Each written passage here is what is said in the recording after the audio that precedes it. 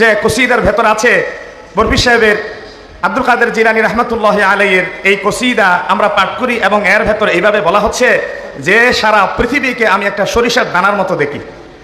সারা পৃথিবী আমার কাছে একটা সরিষার দানার মতো। বলে যে এটা কিভাবে সম্ভব?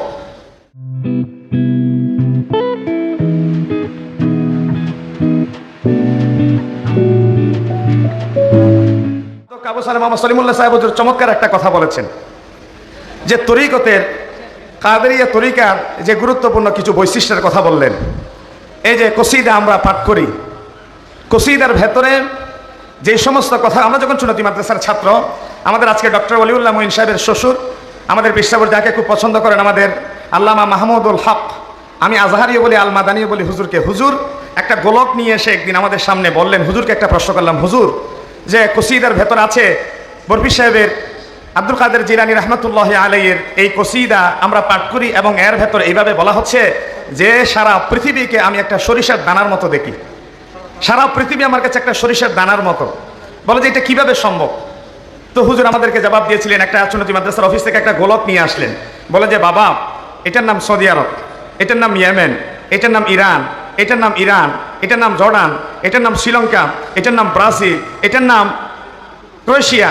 এইভাবে করে করে এক একটা রাষ্ট্রকে গোলকে আঙ্গুল দিয়ে ছড়ি দিয়ে দেখিয়ে দেখিয়ে বলছিলেন, বলে যে একটা গোলকের ভেতরে যদি একজন সাধারণ মানুষ বিজ্ঞানী, একজন সাধারণ মানুষ গবেষক সারা পৃথিবীর 220টা প্লাস মাইনাস রাষ্ট্রকে যদি ক্লাস 1-এর একটা বাচ্চার সামনে এইভাবে আঙ্গুল দিয়ে ছড়ি দিয়ে দেখানোর মতো সুন্দর একটা পরিবেশ সৃষ্টি করে দিতে পারেন, আল্লাহর জন্য যার জীবন যৌবন এই বান্দা ক্ষয় করে দিল, যিনি রবের জন্য নিজের চাহিদা নিজের শাহওয়াতকে কোরবান করে দিল, রব্বে কারীম কি চাইলে সারা দুনিয়ার সমস্ত সৃষ্টিকে তার সামনে একটা সরিষার দানার মতো উপস্থাপন করতে পারে না? সুবহানাল্লাহ বলেন না?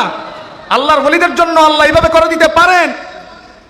তবে আমরা সেটা বেশি হাইলাইট করি না, সেটা আমরা বিশ্বাস করি, মানুষের ভণ্ডামিকে প্রশ্রয় দিই না। আমাদের মসজিদগুলোতে আমরা জুমার নামাজের পরে যখন আমাদের মুসল্লিনে কেরাম হ্যান্ডশেক করতে আসে, তখন ওনার হাতে চুমা দেন, আমরা স্পষ্ট মানা করে দিন আপনার হাতে চুমা দিবেন না। অনেকে পাইয়ে ধরে সালাম করে, আমার হুজুর কেবলা নিষেধ করে দেন পাইয়ে ধরে সালাম করে। এটা ভক্তির কারণে শ্রদ্ধার কারণে মানুষ করে, কিছু কিছু জায়গায় তো পা লম্বা করে দেয়, মানুষ মুরিদানরা এসে সিজদা দেয়, কিন্তু আমার হুজুরকে সালাম দেওয়ার পরে চুমু দিলে মানা করে না, এটা করবেন না, কারণ আজকে চুমু দিলেন কালকে সিজদা দিবেন, পরশুদিন এই জায়গাটাকে আল্লাহর পরের জায়গায় ওয়ালা তাযারুন্না আলিহাতাকুম ওয়ালা তাযারুন্না ওয়াদ্দান ওয়ালা সুওয়াআন ওয়ালা ইয়াগুসা ওয়া ইয়াউকা ওয়া নাসরা। যে নূহ আলাইহিস সালামের যুগে ইয়াগুস ইয়াউক নাসর ওয়াদ্দা, যে বড় বড় সেন্ট সাধকদের মূর্তি তৈরি করে তারা যে পূজা করত, আমার মৃত্যুর পরে তোমরা এই জায়গায় মাজার তৈরি করে কালকের থেকে খোদা মেনে আমার পূজা শুরু করবা, এই জন্য আমি তোমাদেরকে নিষেধ করি না, এই কাজগুলো তোমরা করবা না।